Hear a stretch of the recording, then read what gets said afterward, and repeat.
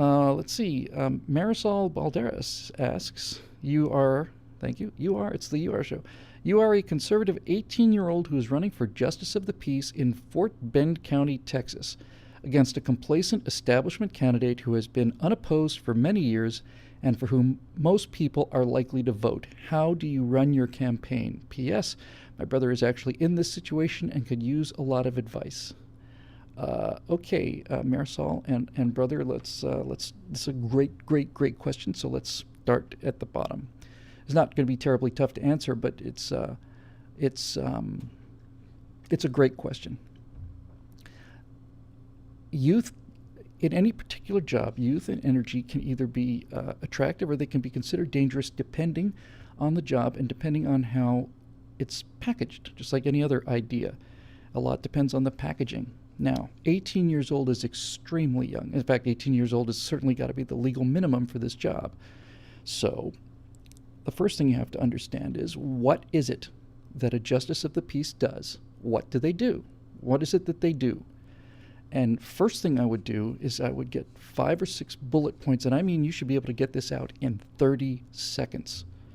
Why you are capable of doing, physically capable, forget about the moral argument, we'll get to that in a minute.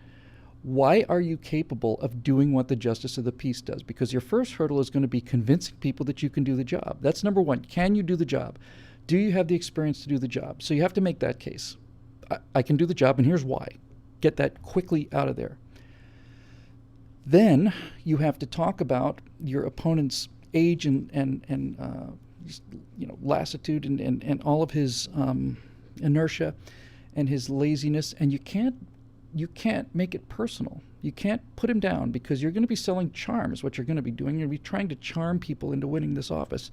And so you can't degrade the guy and you can't throw mud at him, but you can say, listen, he's had this position forever, and I understand how this works. Believe me, I may be young, but I understand how it works. When you're in the same position forever and you feel like you just are not going to lose the job, you end up doing less and less and less. It's just human nature. Anybody would do that in their position. And now you get to really hit them, right? Now you get to bring in the right cross. Then you basically make the case, say, listen, I'm obviously young, but as you can see, I'm capable of doing the job. And by the fact that I've mentioned that the problem with him is simply that he's in a rut that he can't get out of because he doesn't have to. I hope that indicates some small measure of wisdom of how people work. And what I would like to do is I would like to apply my energy to making the Office of Justice of the Peace for this county, number one, up to what it's supposed to be, and number two, to do it as efficiently and as frugally as possible so we spend as little of your money as we possibly can.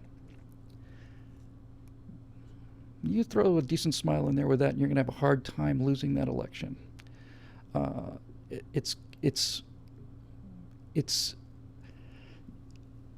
talked about this before. I keep saying that. I've talked about everything before. There's nothing more appealing to a person that owns a business than to have somebody young come in and be enthusiastic but disciplined. Enthusiastic, ready to work, but disciplined. Well, how much are you asking for? Sir, I'm not asking you to pay me anything. I'm happy to work for you for 2 weeks for no pay at all.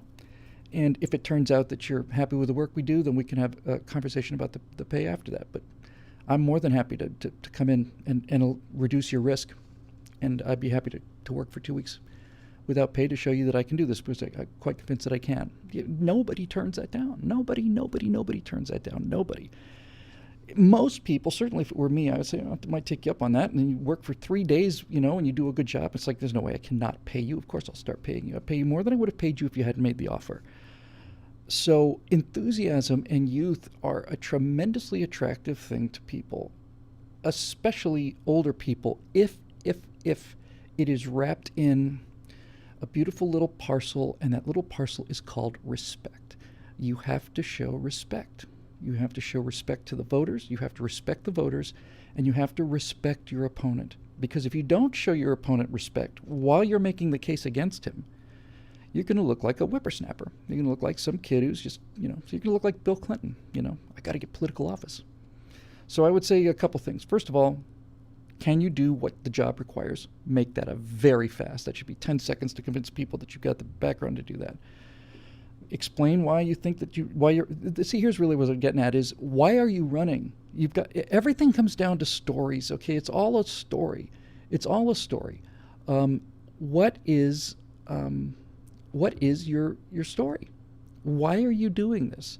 It's very unusual for an 18-year-old to run for justice of the peace. So why are you doing it? And take it from there, and tell the truth about why you're doing it, because people can tell when you're lying. And for an 18-year-old to be running for justice of the peace in Texas is an unusual thing for an 18-year-old to be doing. So why are you doing it? I'm going to be later on downstream in a couple of weeks, probably once I get some of this stuff out of the way. I'm going to be putting together some help for some people I know from Russia, and they came here. They came here from Russia to open a ministry. They felt called to come here and help other Russians down here, and I'm gonna help these people because I know them and I think they're good people. But their story is, these are people who, I don't know if you knew this or not, but in Russia, they passed a law not too long ago that says you cannot say the name Jesus Christ, you cannot mention religion, you can't talk about religion, forget about, ministering to people. You simply can't talk religion unless you're in a church. You're not allowed to. It's against the law to talk about religion to anybody unless you're in a church. And they said, we can't live like that. So they came here. And their story is, this is what America is all about. These people are immigrants. They're here legally. They paid the price and they're standing in line. They've gotten everything correct with immigration. They're here on a purpose. They work like slaves. They sleep on mattresses and eat rice. They're here because of a passionate belief in forces of good. They're ready to work very, very hard and to not only obey the laws of this country. They're here because they love this country and they love the freedom that's here, and they're amazed at the quality of the American people and how friendly they are and how open they are. And that's the story of those people. Those people's story is the story of immigration done right today. It's the story that basically negates the idea that Republicans or conservatives are anti-immigrants. We're not anti-immigrants. We're anti-lawbreakers. We're anti-illegal immigrants. So I'm going to sell them as what they are. I'm not going to lie. I'm just going to tell their story. And their story is, these people are here and they need some help. And I met the couple, and the pastor is a terrific guy named Alexei Sasha, and his wife Slava. And they went out on their first date. He was the youth minister, and she thought he was cute.